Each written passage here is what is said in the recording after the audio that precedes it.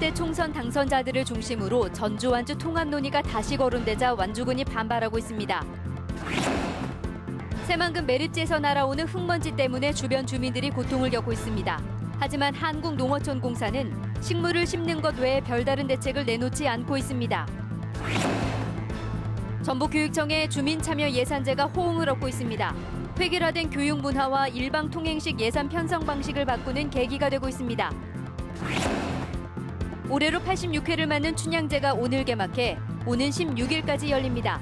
어젯밤에 열린 춘향 선발대회도 큰 인기를 끌었습니다. 여러분 안녕하십니까? JTBC 8시 뉴스입니다. 20대 총선 당선자들을 중심으로 전주 완주 통합 논의가 다시 거론되고 있습니다. 완주 군민들은 통합이 무산된 지 3년밖에 되지 않아 후유증이 여전하다며 강한 거부감을 드러내고 있습니다. 보도에 권대성 기자입니다. 국민의당 정동영 당선자와 새누리당 정운천 당선자는 전주 완주 통합을 이번 총선의 공약으로 내걸었습니다. 다시 전주와 완주를 통합해야 완전해집니다. 그래야 통합시로서 전주가 허리를 펴고 전진할 수 있거든요. 전주시에 통합에 나서줄 것을 주문하는 등 구체적인 움직임까지 보이고 있습니다. 전주 완주 통합 문제를 하나 우리 전주시에서도 깊이 있게 준비를 해야 된다고 생각합니다. 하지만 완주군은 2013년에 통합이 무산돼 많은 피해를 봤다며 통합 논의 자체를 회피하고 있습니다. 통합이 무산돼 행정자치부로부터 올해 교부금 24억 원을 삭감당했고 청사 설계비 11억 원까지 부담했습니다. 또 완주군 직원 3명이 징계를 받고 주민들 간의 앙금이 여전하다며 3년 만에 이 문제를 다시 거론하는 것은 적절치 않다는 입장입니다. 통합 찬반에 관해서 아직도 앙금이 바닥에 깔려 있는 상황에서 자꾸 이런 이야기를 하면 주민들 간의 불협화음이 다시 재발되지 않을까. 2013년 전주 완주 통합 추진 과정에서 두 지역이 합의했던 상생 발전 사업은 통합이 무산돼 대부분 중단됐습니다. 20대 국회가 시작되면 전주권에서 어떤 형태로든 통합 논의를 시작할 것으로 보여 전주와 완주의 갈등이 예상됩니다. JTBC 뉴스 권대성입니다. 새만금 주변 주민들이 매립지에서 날아온 흙먼지 때문에 창문도 열지 못하는 불편을 겪고 있습니다. 하지만 농어촌공사의 대책이 늦어 주민들의 반발을 사고 있습니다. 김진영 기자가 보도합니다. 방안을 쓸자 누런 흑먼지가 수북히 쌓입니다. 창문에도 흑먼지가 가득 끼어 있습니다. 마을 인근에 있는 새만금 매립지에서 날아온 흑먼지입니다. 100여 가구의 주민들은 시도 때도 없이 날아오는 흙먼지 때문에 창문을 열지 못하고 빨래를 말리지 못하는 등 큰 불편을 겪고 있습니다. 매립토의 흙먼지로 건강을 해칠 거라는 우려도 큽니다. 빨래를 했을 경우에 밖에서 널지를 못합니다. 보편적으로. 그리고 이제 동네다 보니까 고령자들이 많아요. 시골이다 보니까. 그러다 보니까 고령자들이 숨 쉬는 거면 그런 애로점 진짜 많습니다. 주민들은 수년째 고통을 겪고 있지만 대책은 나오지 않고 있다며 분통을 터뜨립니다. 이런 상황이 돌발했을 때 대책을 어떻게 세워줄 것이냐에 대해서 주민들한테 좀 이해를 구하고 설명을 해주라고 했는데요. 아무런 대책 없이 막무가내식으로 지금 공사만 하고 있습니다. 한국농어촌공사는 흙먼지를 줄이기 위해 매립지에 염기에 강한 염생식물을 심겠다고 밝혔습니다. 매립 공고에서 그런 것이 우려돼가지고 저희가 염생식물을 갖다 파종하게 돼 있어요. 네. 염생식물을 갖다 지금 노출지에 대해서 지금 파종을 되게 수차적으로 하고 있는 상태거든요. 그러나 염생식물이 뿌리를 내리려면 상당한 시간이 걸립니다. 이 때문에 주민들은 방진막 설치를 요구하고 있지만 농어촌공사는 답변을 미루고 있습니다. 새만금의 흙먼지 피해가 계속되고 있는데도 농어촌공사가 적극적으로 나서지 않아 주민 피해만 커지고 있습니다.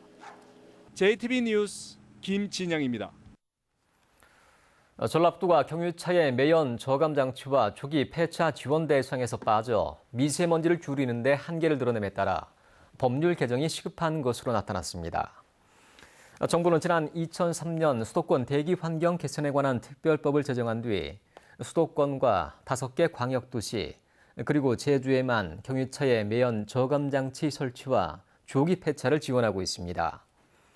전국엔 10년이 넘는 경유차가 16만 대로 하나에 300만 원가량인 매연 저감 장치를 경유차에 지원하기 힘든 만큼 법률 개정을 통해 전북을 지원 대상에 포함시켜야 할 것으로 보입니다. 전북에 가습기 살균제의 총괄센터가 없어 환자들이 불편을 겪고 있습니다. 전북 환경운동연합은 상담을 받아야 될 한국환경산업기술원은 통화 연결이 어렵고 전북지회 소비자 정보센터의 경우 단순히 피해를 접수하는 데 그치고 있다고 밝혔습니다. 환경운동연합은 자치단체의 보건소가 전문 인력을 활용해 상담을 받고 등급 판정을 안내하는 총괄센터 역할을 맡아야 한다며 전라북도에 이를 요구하기로 했습니다. 주민이 제안하고 참여하는 각종 사업들이 교육청 예산 편성에 적극 반영되고 있습니다. 획일화된 교육 문화와 일방통행식 예산 편성 방식을 바꿀 수 있는 작은 계기가 될 수 있을지 주목됩니다. 조창현 기자의 보도입니다. 초등학교 동아리 교실에서 학생들의 목공예 작업이 한창입니다. 일주일에 1시간씩 전문 강사의 도움을 받아 소품을 만들고 있습니다. 옷을 받고 사포질을 하는 어설픈 손길에는 진지함이 묻어 있습니다. 사포질이나 망치질해서 재밌기도 하고 처음 한 경험이니까 신기하기도 하고 또 다 완성하니까 보람도 느끼고 뿌듯했어요. 목공예 교실은 학교 운영비가 아닌 주민 참여 예산으로 운영됩니다. 재료비 등 연간 수백만 원의 경비를 빠듯한 학교 기본 운영비로 충당할 수 없기 때문입니다. 학교 예산으로는 하기가 힘든 활동이다 보니까 이 사업을 통해서 학생들이 좀 더 다양하고 평소에 쉽게 접하지 못했던 활동을 해보니까 좀 더 가치가 있고 좋은 기회가 되는 것 같습니다. 전북교육청은 교육 수요자가 필요로 하는 사업에 예산을 지원하는 주민 참여 예산제를 2년 전부터 시행하고 있습니다. 올해도 113개 제안 사업이 접수돼 이 가운데 43개 사업이 선정됐습니다. 분야별로는 학생이 11개, 학부모 15개, 교직원과 주민 분야가 17개 등입니다. 현재 6억 원 한도 내에서 사업 지원이 이루어지고 있지만 호응이 높고 수요가 많으면 예산을 늘릴 계획입니다. 스스로 구상을 하고 그 현장에 있는 교직원이나 학생들과 함께 다시 머리를 맞대고 이것들을 다듬어서 제안했기 때문에 현장의 투입이라든지 참여도가 좋을 거라고 생각을 합니다. 교육에 실수요자가 원하는 사업을 지원하는 주민참여 예산제도의 확대는 획일화되고 일방통행식 교육 문화가 변화할 수 있는 작은 기회가 되고 있습니다. JTB 뉴스 조창인입니다. 교육부 주도로 이뤄진 군산 서해대학의 임시이사회가 황모 총장과 이모 전 총장 등 교수 6명의 직위를 해제한 것으로 알려졌습니다.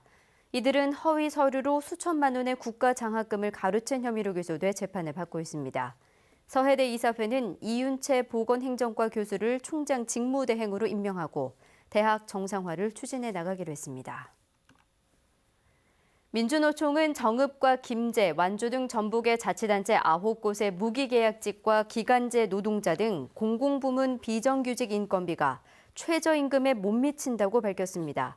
그러나 자치단체는 예산서에는 최저임금에 못 미치지만 실제 지급은 최저임금법을 위반하지 않는다고 해명했습니다. 민주노총은 잘못된 예산 편성이 큰 문제인데다 실제로 지급할 때도 최저임금법을 위반한 곳이 있다고 주장했습니다. 제86회 춘향제가 오늘 개막했습니다. 나흘 동안 다양한 전통과 문화예술 프로그램이 펼쳐지는데요. 개막에 앞서 어제는 한국의 전통미인을 대표하는 춘향 선발대회가 눈길을 끌었습니다. 정원희 기자가 보도합니다. 춘향제는 전국 최고의 전통 축제로 꼽힙니다. 86번째를 맞은 이번 춘향제는 춘향 꺼지지 않는 사랑을 주제로 열립니다. 창극과 판소리, 씨름대회 등 다채로운 전통과 문화예술 프로그램들이 펼쳐집니다. 조금 더 젊어지고 조금 더 새로워지고 또 프로그램이 굉장히 다양해지면서 역대 그 행사를 치르면서 불편했던 사항을 제로화시키자 이런 개념으로 준비를 했습니다. 축제 개막에 앞서 어제는 대한민국 대표 전통 미인을 선발하는 전국 춘향 선발대회가 열렸습니다. 화려한 조명 아래 수많은 관객들이 모여 전통미의 대결을 감상했습니다.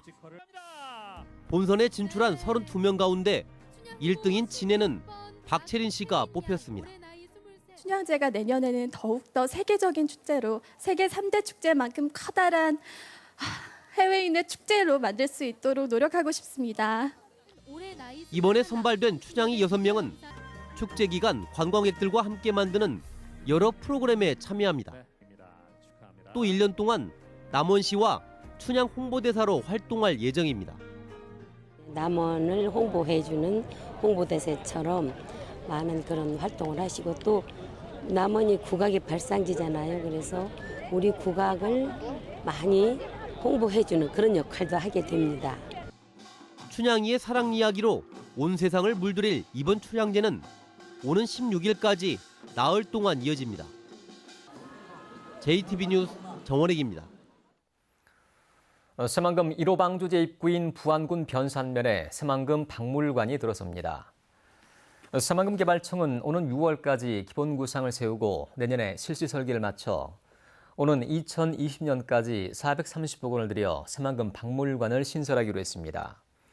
새만금 박물관에는 전시, 연구, 교육시설을 비롯해 휴게소와 편의시설이 들어서게 됩니다. 국립생물자원관이 전주시에 멸종위기 야생생물 2급인 전주 물꼬리풀 2,000포기를 추가로 기증했습니다.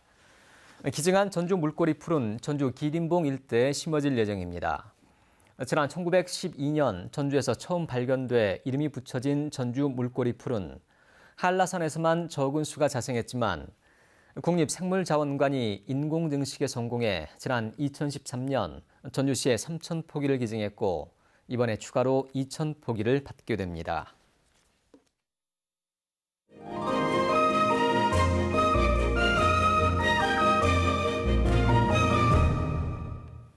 (20대) 청년들로 구성된 어쿠스틱 밴드 음담악설이 첫 번째 무대를 마련했습니다. 우리나라와 프랑스 자수 작품을 한 번에 볼 수 있는 전시회와 이홍규 화백의 개인전 소식도 준비했습니다. 문화가 소식 하원우 기자입니다.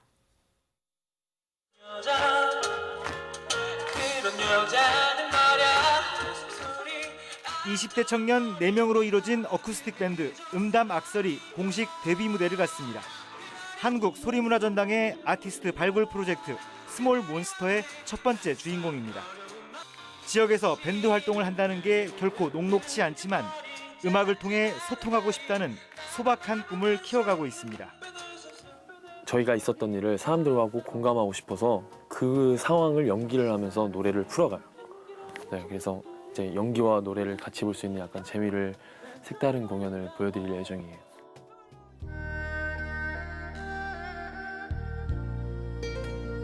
한겨울 눈 덮인 산과 들녘이 고즈넉합니다. 수확을 마쳐 인적이 끊긴 밭은 산짐승들의 놀이터가 됐습니다. 눈 내린 돌담길에서는 마치 시간이 멈춘 듯 고요함이 느껴집니다. 이홍규는 정갈하고 담담한 먹빛으로 산과 나무, 들녘의 풍경을 화폭에 담았습니다. 서양식 자수를 대표하는 프랑스 자수는 바느질법이 100여 가지에 이를 만큼 다양한 표현이 가능합니다. 화려한 색감과 촘촘한 바느질이 특징인 동양 자수는 예술품으로도 손색이 없습니다. 한불수교 130주년을 기념해 열리는 이번 전시회에서는 두 나라의 자수 작품 50여 점을 만날 수 있습니다. JTB 뉴스 하원호입니다. 원광대학교 개교 70주년 기념식이 학생과 교직원 등 1000여 명이 참석한 가운데 오늘 학생회관 대강당에서 열렸습니다. 기념식은 교직원 공로상과 학생 표창, 대학 발전에 기여한 외부 인사들의 감사패 수여식으로 진행됐고 70명의 재학생이 장학 진서를 받았습니다. 김도종 원광대 총장은 새로운 학문과 과학기술을 발전시켜 아시아를 선도하는 중심 대학이 되겠다고 말했습니다. 5월 가정의 달을 맞아 전라일보사와 전북개발연구소가 주최한 경로 국악대 공연이 오늘 전북대 삼성문화회관에서 열렸습니다. 올해로 16회를 맞은 경로 국악대 공연에는 2천여 명의 어르신들이 참석해 정읍시립 정읍사 국악단의 소리와 무용 그리고 가족 창극을 즐겼습니다. 전북 혁신도시에 있는 한국출판물산업진흥원이 우리나라와 프랑스의 수교 130주년을 기념해 프랑스 동화와 감성 교육에 대해 특강을 했습니다. 이번 특강에는 방송인인 이다도시 숙명여대 교수가 나서 어린이의 개성과 창의력을 길러주는 프랑스 감성 교육에 대해 설명했습니다. 어청도 부근 해상에서 어선이 침몰했지만 선원 8명은 무사히 구조됐습니다. 군산 해경은 오늘 새벽 3시쯤 군산시 옥도면 어청도 동쪽 38km 해상에서 24톤급 안강망 어선이 가라앉고 있다는 신고를 받고 출동해 선장 51살 최모 씨 등 선원 8명을 구조했다고 밝혔습니다. 해경은 뱃머리에서 바닷물이 들어와 배가 가라앉기 시작했다는 선원들의 말에 따라 정확한 사고 경위를 조사하고 있습니다. 전북경찰청 지능범죄수사대는 회사 자금을 빼돌린 혐의로 기소된 전주 모 시내버스 업체 대표 등 임원 3명을 불구속 기소 의견으로 검찰에 송치했습니다. 이들은 지난 2009년부터 최근까지 전주시가 지급한 보조금 등 회사 자금 10억여 원을 개인 계좌로 빼돌린 혐의를 받고 있지만 혐의 사실을 부인하고 있습니다. 주말인 내일 전북은 대체로 맑겠습니다. 아침 최저기온은 9도에서 13도, 낮 최고기온은 24도에서 27도의 분포로 오늘보다 조금 높겠습니다. 내일 미세먼지 농도는 보통 수준이고 대기 확산이 원활해 당분간 청정한 대기 상태가 유지될 것으로 보입니다. 일요일인 모레는 구름 많은 날씨가 보이다가 밤부터 비가 내리기 시작해 월요일 오전까지 이어지겠습니다.